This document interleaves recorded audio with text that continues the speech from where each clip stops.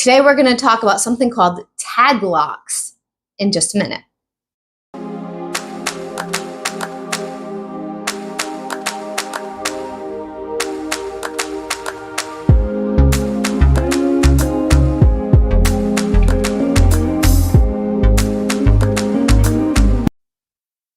Hey guys, I'm Mel from melsdivination. I'm the owner, the operator, and the creator here, and today is Witchy Wednesday, and on Witchy Wednesdays we do witchcraft stuff. We also have Flip Through Fridays, astrology weekends, and tarot live pulls sporadically. So if you like any of that stuff, make sure you subscribe to the channel and hit that notification bell so you can catch me live because I don't announce it ahead of time.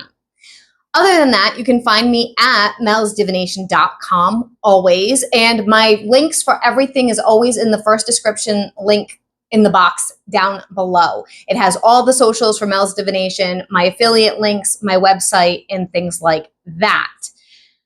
Today's topic is something that I realized while having a conversation with a viewer, with a client, that I've never addressed ever on this channel. And I thought, oh my God, I need to talk about this because it's something that's so basic, but not something that I've ever covered.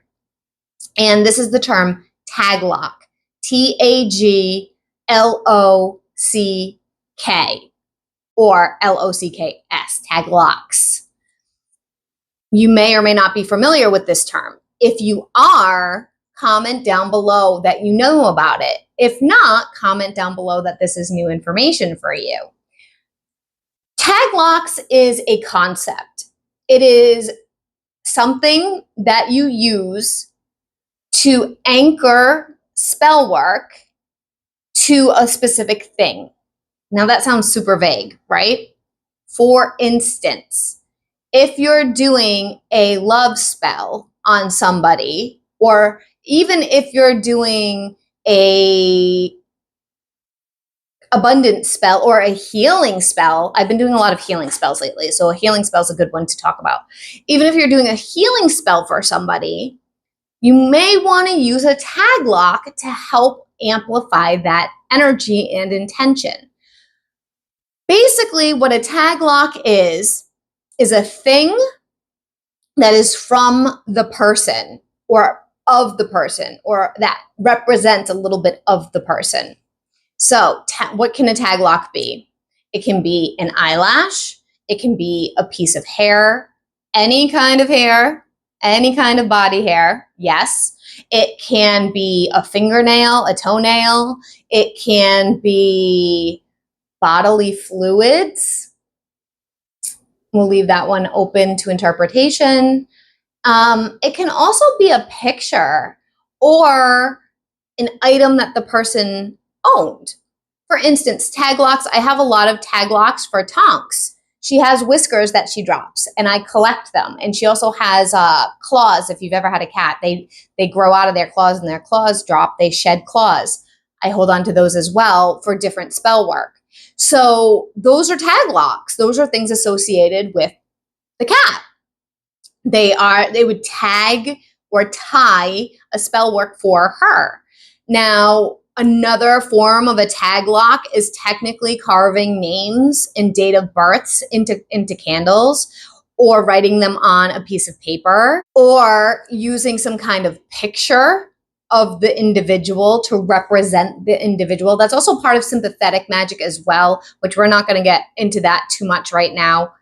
Actually, I don't really want to get into that at all right now, but I just wanted to acknowledge that's also part of sympathetic magic. Now, what line of witchcraft uses taglocks? It's kind of open-ended. I know a lot of the conjure, hoodoo, I don't know a ton about voodoo, but probably voodoo as well. That kind of culture of witchcraft, I know they use a lot of those. Now, other witches, it doesn't have to only be to that culture. Other witches can also use taglocks. We don't have to just limit it to that culture. So I'm more of what's called a chaos witch, which is somebody who does anything, does any kind of spell work. Like, I'm not really, oh, I shouldn't touch that, or I shouldn't go near that, or, oh, I kind of just do what I feel I'm guided to do. And so have I used tag locks before? Yeah, I have. I've used tag locks for myself. I've actually used tag locks for myself before, to bind a intention about myself to myself. Okay. So I wasn't binding a person to me. It was something that I was working on that I really wanted to accomplish and achieve. And I used it to bind myself. Tag locks can be a lot of different things depending on what you're working on. So this is basically a very minimal introduction to it. Where did I get the idea to talk about this? I was talking to a client who had purchased a candle from a local occult shop that was already a fixed candle. So fixed meaning it's charged with intention already by the witch who prepared it for a certain intention. And this spell work that was going to be done had to do with another person. And we were talking about it. And I just was like, well, just use a picture. Why can't you just use a picture? So, and I was like, it's a tag lock, use a tag lock. And I realized that this person didn't know what the heck I was talking about. So then I went into further detail explaining that. Is there limits to what you should or shouldn't do? That's up to you. That's up to you.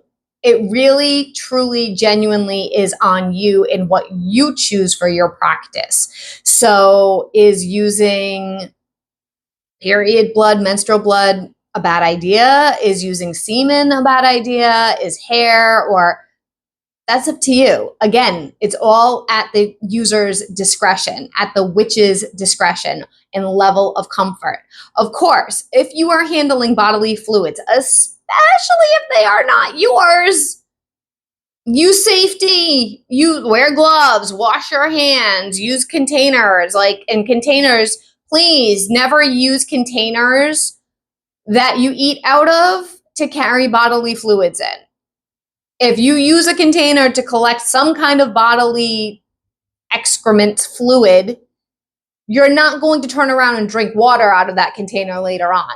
You're going to keep it just for witchcraft purposes. Okay? So definitely be careful about that. Be mindful of that. You don't want to be cross-contaminating things. That's a big, it's bad for energy purposes, but it's also bad for health purposes. So don't do that. Just don't go there. Don't go there for yourself. Keep things separate.